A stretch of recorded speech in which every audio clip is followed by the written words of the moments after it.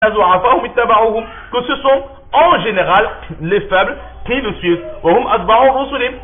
Et sache que de toute l'expérience que nous avons et de tous les prophètes qui l'ont précédé, cela a toujours été ainsi, que ce sont les faibles qui suivent un prophète et ce ne sont pas les riches qui suivent ce prophète. Pourquoi? Parce que le faible en général, il est beaucoup plus maniable. Quelqu'un qui est rejeté de la société, quelqu'un qui est considéré comme rien, cette personne a en elle beaucoup plus d'humilité, a en elle beaucoup plus d'amour et beaucoup plus de compassion. Car elle subit des attaques constantes de la part de la haute société. Et à force de recevoir ces attaques, dans son cœur va se créer de l'amour, de la pitié pour les plus faibles. Et là aussi le prophète, lorsqu'il va faire cette annonce, lorsqu'il sera rejeté par les notables, alors ces faibles auront plus de pitié pour ce prophète et ils vont commencer à l'écouter. Et étant donné que les paroles du prophète sont véridiques, cela touchera les cœurs de ces faibles et très rapidement, en grand nombre, ils acceptent cette religion. Ensuite, je t'ai questionné, est-ce que le nombre de ses disciples augmente ou diminue? Et tu m'as dit que c'est un nombre qui ne cesse d'augmenter. Ainsi est la règle de la foi, jusqu'à ce qu'elle se complète, jusqu'à ce que la mission prophétique se termine. Les religions divines sont ainsi jusqu'à la fin de la mission prophétique.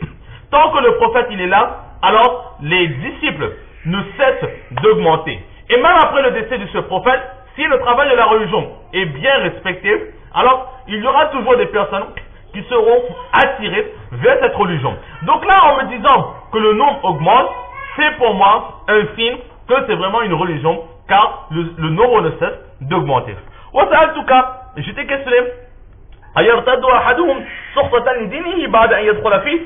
qu'après s'être converti, quelqu'un a déjà quitté cette religion par haine ou par colère contre l'enseignement qui a été donné? Et tu m'as dit que non.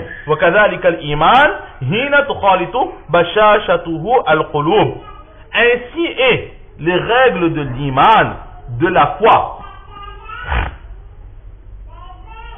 Lorsque la douceur de la foi pénètre les cœurs. Lorsque quelqu'un a vraiment compris la foi, lorsque la douceur de la foi pénètre le cœur, en général, on ne vend pas cette foi, mais on reste ferme sur cette croyance. Lorsque quelqu'un a vraiment compris la religion, quelqu'un a compris vraiment l'unicité d'Allah et a compris le sens de sa vie, alors en général, on ne quitte pas cette religion. Et là aussi, ces personnes, ils ont compris le sens de leur vie, ils ont goûté à la douceur de la foi et ils n'ont pas quitté cet enseignement. Cela veut dire que c'est vraiment la religion d'Allah subhanahu wa ta'ala. S'il y aurait eu des personnes qui auraient quitté cette religion, alors j'aurais pu dire que c'est un enseignement faux, c'est une secte, c'est un gourou qui essaie d'amadouer les autres, mais dans son enseignement, il y a des contradictions. Il se contredit lui-même ou il ne pratique pas. Mais là, en me disant que personne n'a quitté cet enseignement, cette religion, alors cela veut dire que c'est vraiment une religion de la part d'Allah.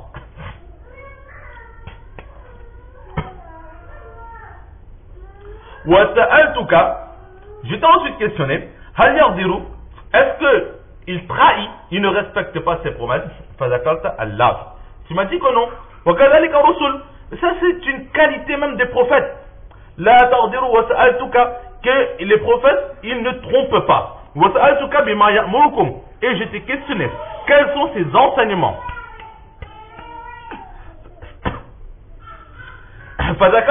Et tu m'as dit qu'il vous ordonne d'adorer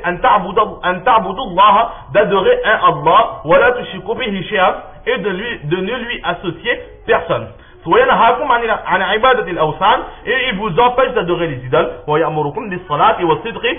il vous ordonne de faire la prière, de donner, il vous ordonne d'être véridique et il vous ordonne la pudeur. Là, c'est la dernière réponse qui a été donnée par Abu Sufyan. Donc, avant de continuer, une petite différence. dans la réponse qui a été donnée par Abu Sufyan un peu plus haut, il y a quoi? Quand on lui a demandé quels sont ses enseignements, Abu Sufyan il a répondu Ya'muruna bis salat. Il nous ordonne de faire la prière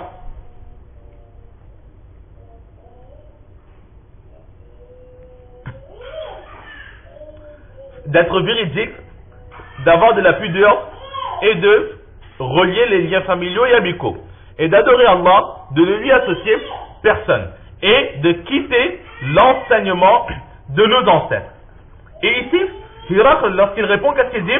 Il dit, il vous a ordonné d'adorer Allah, mais il n'a pas dit d'abandonner l'enseignement des parents, mais à la place qu'elle dit de ne pas adorer les idoles. Donc il y a cette petite différence. Juste cette petite différence. Et aussi, dans la réponse d'Abu Sufyan, il y a le sila, le fait de relier les liens. Et dans la réponse de Hirakl, cette partie n'est pas mentionnée. Le fait de relier les liens n'a pas été mentionné. Pourquoi cette petite divergence, cette petite différence? Alors, la première réponse qui est donnée, c'est que c'est le narrateur lui-même qui s'est trompé. Le narrateur s'est trompé et que Héraclus, lui, il a bien recopié les phrases d'Abu Sufyan, mais le narrateur, dans son empressement de raconter ce hadith, il a omis ou il s'est trompé 2 mots. Ou bien, c'est pour raccourcir, pour ne pas être trop long, étant donné que le hadith il est assez long, alors le narrateur, il a supprimé certaines petites parties. Ou encore, en étant véridique dans le sidq et dans le afab, alors le fait de relier les liens, c'est une branche de la vérité et de la pudeur. Donc, en mentionnant le sidq et le afab, le sila, il entre directement dedans. Ensuite, Héraclus, il continue, il dit, فَإِنْ كَانَ مَا تَقُولُ حَقًّا. Si ce que tu m'as dit est vrai, alors très très certainement, cette personne prendra possession, deviendra roi de la parcelle de terre où se trouvent mes pieds, c'est-à-dire de la Palestine. L'empire romain, surtout après la cassure, l'empire qui était dirigé par Constantinople, car ce Hirakl-là, il était lui le roi de Constantinople. Il avait débordé sur la péninsule arabe. Donc en disant qu'il sera le roi de cette parcelle de terre où se trouvent mes pieds, cela peut faire allusion juste à cette parcelle de terre où il était, c'est-à-dire la Palestine, ainsi que toute la péninsule arabe, ou que vraiment il va prendre possession, même il va venir jusqu'en Europe et l'islam, sa religion va se propager dans mon peuple, dans mon propre pays. 2 interprétations possibles. Ensuite il continue, il dit que je savais, j'avais eu science que le dernier des prophètes devait sortir. Mais jamais je n'aurais pensé qu'il était ou qu'il serait parmi vous, parmi les Arabes.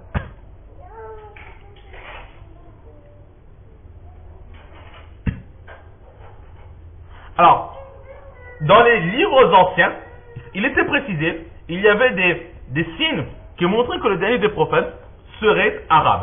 Mais là, Hirakl dit qu'il ne savait pas, peut-être qu'il a omis ou il n'avait pas compris ces petits signes qui se trouvaient dans les livres anciens.